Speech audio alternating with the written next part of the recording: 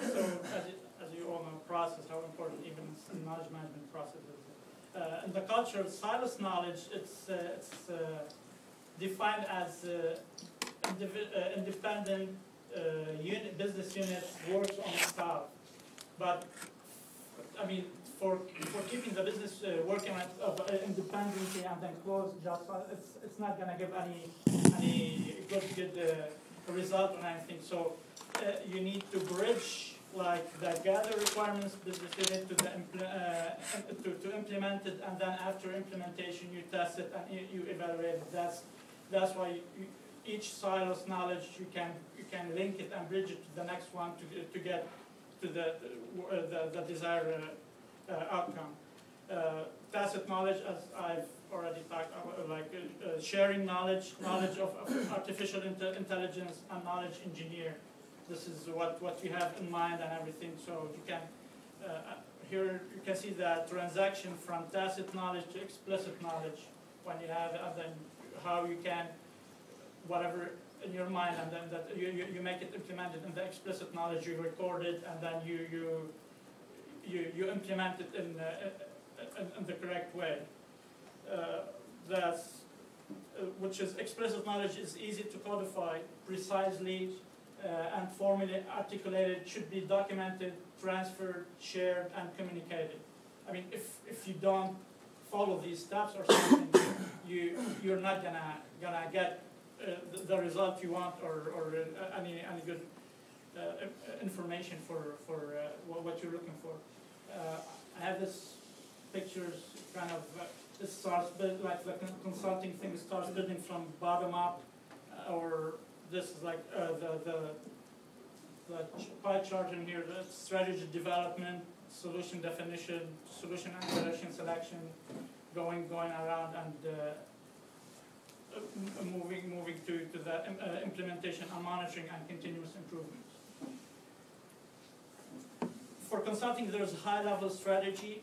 It provides leadership for knowledge management initiatives, link knowledge management strategy with corporate strategy, perform knowledge analysis, assess risk and change readiness, develop the business case for knowledge management, and gain top management approval. And in the development side, development plan, you're analyzing and leveraging knowledge in business processes, networks, technologies, define knowledge assets schema or taxonomy, and develop knowledge assets measures. Of course, there's pros and cons for knowledge management, and then the cons for knowledge management, improper use of information. Their fear if somebody uses the information in a wrong way or something, it's going to end up with bad and track down user and organization benefits. Recognition for contributor. They feel also like if whoever contributes more, it's not gonna he or she is not gonna get the what they deserve or something. Eradicate traditional hierarchical organization structure, and quantity and quality issues. Large and expensive programs, small initiatives require significant, even for small things, they need to push harder and harder, and then it might cost them more than is expected to get. As a conclusion, knowledge management has become very essential in today's business world. Without knowledge management, the result would be catastrophic in the business world. So definitely knowledge management is very important and very essential, and it's becoming more and more required in each company to be implemented, to be able to move on and improve. That's my presentation. Any questions? Questions?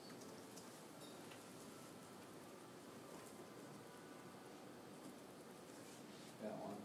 What do you think are some of the best ways to go about creating a knowledge management base? Like, what are some tools that you can use? Well, as I talk about techniques and tools, with some tools, I think database database is so far as organizing in a better way the information, and then yeah, I think database is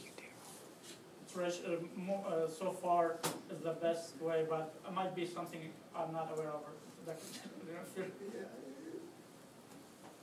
You had the right slide up there earlier, and the slide was that you really need to start out with the strategy. Very in-depth strategy, and putting in knowledge management takes a long time. In fact, I had a question which is a sidelight, and we'll come back to it, and that is, if you ran across anything, you said what percentage of companies actually have a formal knowledge management plan or organization? Because I'd be surprised if you ran across it. I didn't do any Yeah, everybody needs, statistics or something. everybody needs knowledge management, but it doesn't mean everybody does. Knowledge management. And, I wondered about this question. Just wondering about what tools would be. Oh, the tools, the database, yeah, the reason why I was starting out with a strategy is because you have different types of knowledge, and you use different tools for those. Okay, a database for process information, yeah, you could probably put into a database, it's pretty defined. You mentioned schema, where you say this relates to this, relates to this, and we can put that in database format. But truthfully, for knowledge management, most companies have something like SharePoint.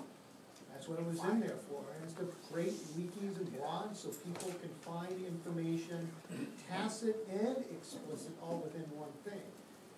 And truthfully, where the world of systems-related knowledge management are moving now is, you hear a lot about the semantic web, and that same concept of teaching the computers to be able to not only read the sentence that you wrote, but to understand what that sentence means.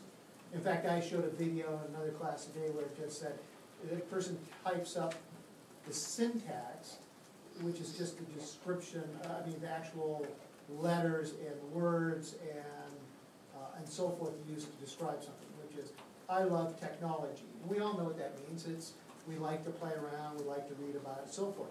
But if you now changed it and said, remove the love and put in a heart in there. So I heart technology. It means the same thing to us. To a computer, it's a little different. So it's teaching them to understand the relationships of these different words, given the syntax and what it means.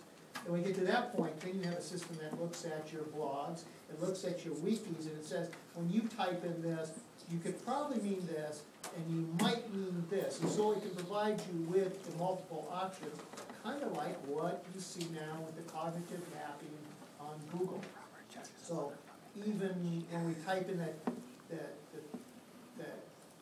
question to Google today and look at the answer wheel or the knowledge wheel, you see that, oh, it could be interpreted like this, it could be interpreted like this, it could be interpreted like this, and allows you to focus in on what you really are looking for. So ultimately, that's where it goes, and it's not really a database per se, although SharePoint is, of course, overlaying the database.